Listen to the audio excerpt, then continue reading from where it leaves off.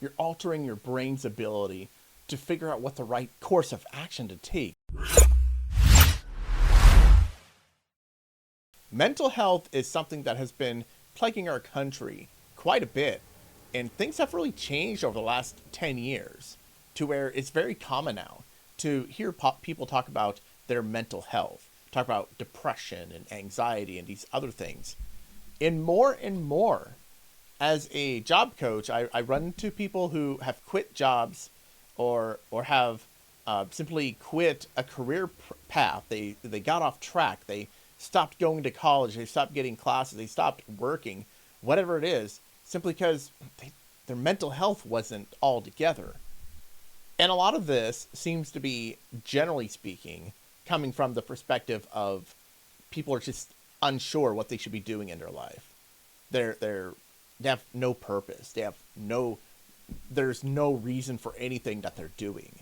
And most people that I run into who are in this situation simply don't have a job. They're not working. They don't know why they're doing any of it. And in a lot of the cases, if you have a family and that sort of thing, you have purpose. You have some purpose, and that is to raise a child. But if you don't have a family, suddenly it becomes, it becomes an issue when somebody is unsure about themselves and things are falling apart around them. And to stack on top of it even deeper, people end up going to the doctor and say, I'm depressed, or whatever it is that they say. And then eventually somebody prescribes them some medication. And that medication, we all assume, is there to fix us. But as this kind of is turning out, it doesn't fix you at all. It might make some of your symptoms better. You might, things might be improved for you a little bit. But we all act like this medication is a magic pill to fix our mental issues. But it's not. It's not. There are real life reasons we are having mental issues, and we end up causing ourselves more grief because we take medications. And I see these posts more and more on Reddit. We have this one where they say, due to recent events, I am 24, left nursing school to focus on my mental health, but at the same time also want to look into getting into other fields like tech. Is it worth it?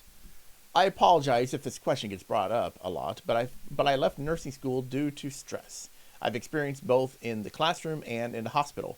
I wasted a good amount of years in nursing school, and I think it's time for me to accept that maybe it just wasn't for me. Recently, I've been hearing that nurses are going into tech, and it got me wondering that maybe I should go into tech as well. Now, just stopping here, you made a great choice, and I'm not saying going into tech is a great idea right now. But if you are at the point to where you are in the classroom and things are going well, and you go into the classroom, you go into the hospital, that your purpose in life is not to be in medicine, I mean, whether you feel like you wasted the years or not, you made the right choice. That's actually a good call. And at a male who's 24 years old, I mean, yeah, you would have liked to figure it out a little bit earlier, but it's better than wasting and wasting away and always being stressed out and always hating your work. Now, as far as the tech field, there needs to be a focus. There needs to be a purpose as to what kind of tech you're going into. And so it really kind of depends. Maybe we'll find out a little bit. Okay, let's keep reading. All right. Admittedly, I don't know everything about technology. The only experience I have with technology are video games, and I once took up a computer science class in high school. I'm not exactly sure what kind of tech job I want, but I heard about cybersecurity analyst, and it seems interesting from the basic description that I was given about the occupation. However, I'm not entirely sure how I can get into the tech field / cybersecurity analyst role. Do I go into computer science or IT or something? And curious if anyone here is also in tech field and want to know if they enjoy their work. What kind of stresses do you have to deal with, and is the work-life balance good? Okay, so again, it really depends on your situation. The ideal situation in technology, since most tech people are just kind of treated like computers, they're treated like monkeys, they're treated like animals. that you're just there to push some buttons. I mean, really, in all honesty, that's kind of what the tech field has become. So unless you decide to jump into development of something, such as you're going to develop a technology that makes you a lot of money, or you're going to be part of a tech startup that is really going to go somewhere, or you yourself are going to start up a software development company. Most tech jobs, from what I've observed, you're just a cog. They don't really care who's available to do it. They just want a person to do it. And that in itself has its own mental health issues. I have worked in software development where people went to the hospital for heart issues because of the stress. I've been in software development positions whereas on the other end of the spectrum, and it is so chill, you would really start to wonder if it's really a job or not. So it just really depends on the situation. Not everything is the same. Not every company is the same. And honestly, when you're earlier in life, it's a lot more stressful than later in your career. Based off of what the person is saying here, that they play a lot of video games, that sort of thing, pretty much every software developer I've ever run into played a lot of video games. And I'm not saying one is a predictor of the other, but it seems like that's probably a decent direction to go. Now, as far as becoming an analyst or getting to cybersecurity, obviously the best way is to get a college degree, at least a 2-year degree. Because honestly, in the IT world, especially in software, if you get a 2-year degree, it at least shows some level of dedication and some level of professionalism. Now, will it teach you everything you need to know? Will it be perfect? No. A 4-year degree is better. But sometimes you just got to get a start. We are in a situation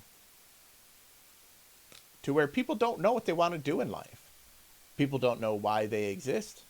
People don't know what role they have.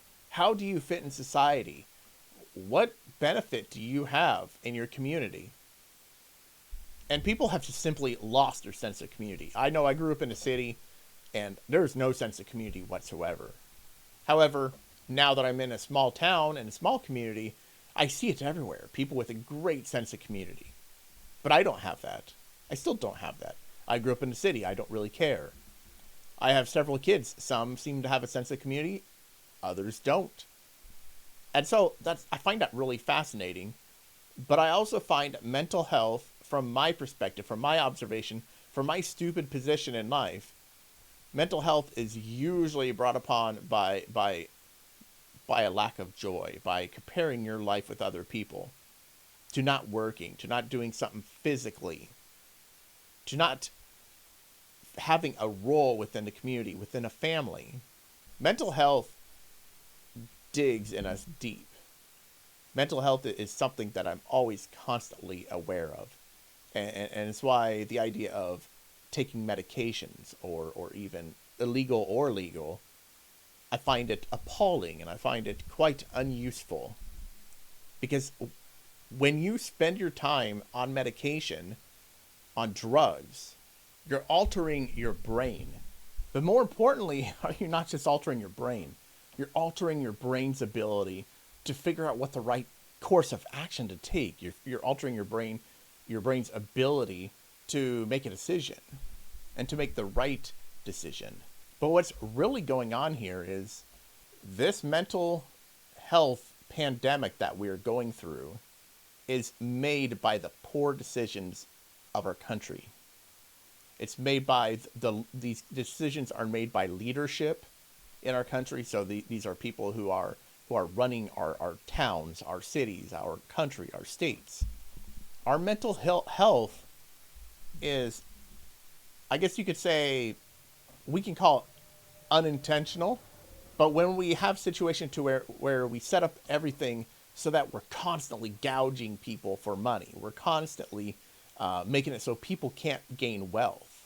I mean, let's face it. I remember at a time when I had so little money, I was so stressed out, I was doing really stupid things. My mental health was not good. But once I had an opportunity to sit and analyze my life and make a smart decision for myself and make a good career choice for myself, that's when things improved.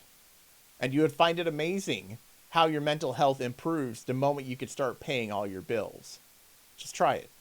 Just being able to pay your bills. It makes a huge difference. And so you ask, why do I do this stuff? Why do I spend my time on YouTube making these videos? It's because I want for you what I had for myself. I want you to experience the same thing. It doesn't need to be this way. None of this.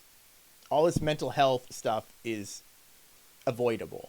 Okay, maybe not every part of it. Okay, we're not all perfect. Some of us just maybe have some issues. But the depression, the anxiety, the hopelessness, much of this can be figured out simply by rearranging careers, rearranging our society, making things more available. And this person here, this person on Reddit needs some help. This person needs some help. And they're not going to get it from the people who have not experienced real life.